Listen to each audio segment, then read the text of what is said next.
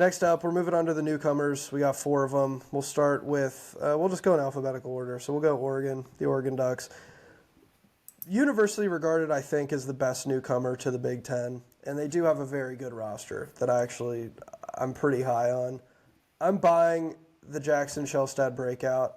I don't know that I buy, like, first team all Big Ten Jackson Shellstad, but I'm buying, like, he's going to be a legit one for this team. And the Oregon brings back a bunch of guys from a team last year that could have gone pretty deep in the NCAA tournament. A lot of that was because of the heroics of N'Faly Dante and Jermaine Couisnard, who are no longer there.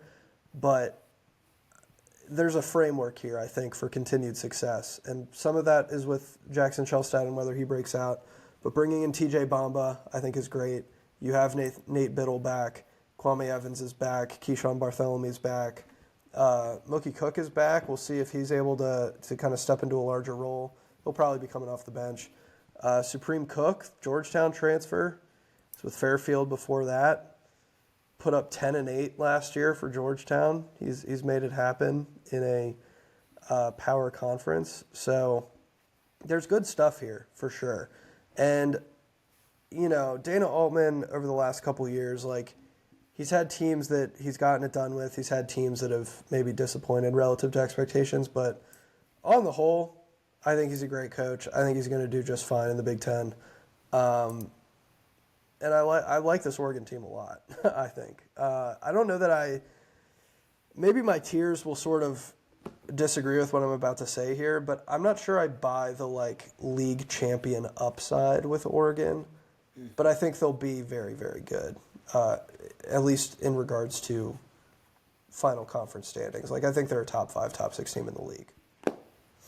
I think I diverge from you a little bit there. I think I buy the Big Ten champion upside push, mostly because they're entering, and I think that's a benefit for all four teams entering the conference, that they're entering in a year where there isn't like a presumptive favorite. There isn't a clear number one. There isn't a clear even like number two. We've talked about the parity just even across the bottom. Like, it's the same case can be made at the top. So like especially too, I think there's, they're going to have to do a lot of traveling, but I do think that there's a benefit that when teams have to go to Eugene, that maybe they're not as well equipped for the travel. Sure. I do think that there's a real benefit to that. I really like the Bamba and Angel ads, just as kind of those veteran presence. And yeah, I just think the sophomore class of you want to just talk about swinging for the upside fences, like Shellstad, Evans, and Mookie Cook, like that trio. We talked about it a little bit with like the sophomore trio or sophomore contingent at Michigan State. Like I think it's this same kind of case here for Oregon. Really leaning on it. I too am buying the Jackson Shellstad hype. I don't know. Maybe it's watching so much of Ryan Hammer talk about him. But I mean, he can really pour it in.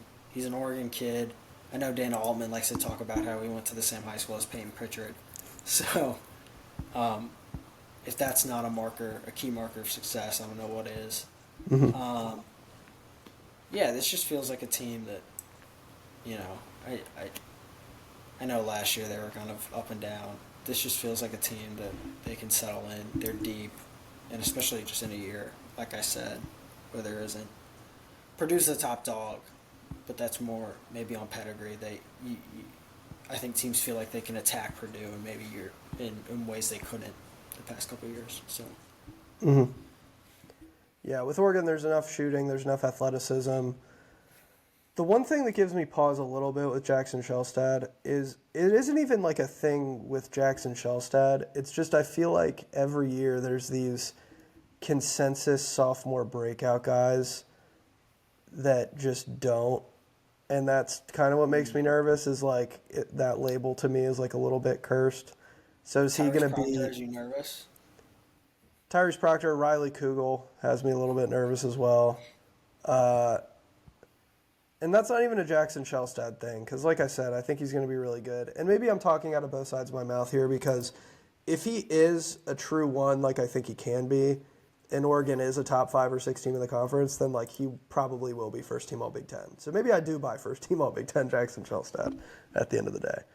But yeah, I think it actually is to their benefit that there's 4 teams coming in from the West Coast to the Big Ten, so they can kind of run the west part of the Big Ten in a way. Like I think they're better than all 3 of those other teams.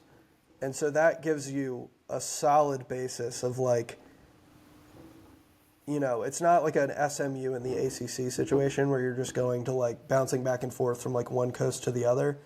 They at least have kind of this central base as far as travel goes where it's not crazy like wearing on them. I don't know if that makes sense. But yeah, I see the vision with Oregon. I see the vision.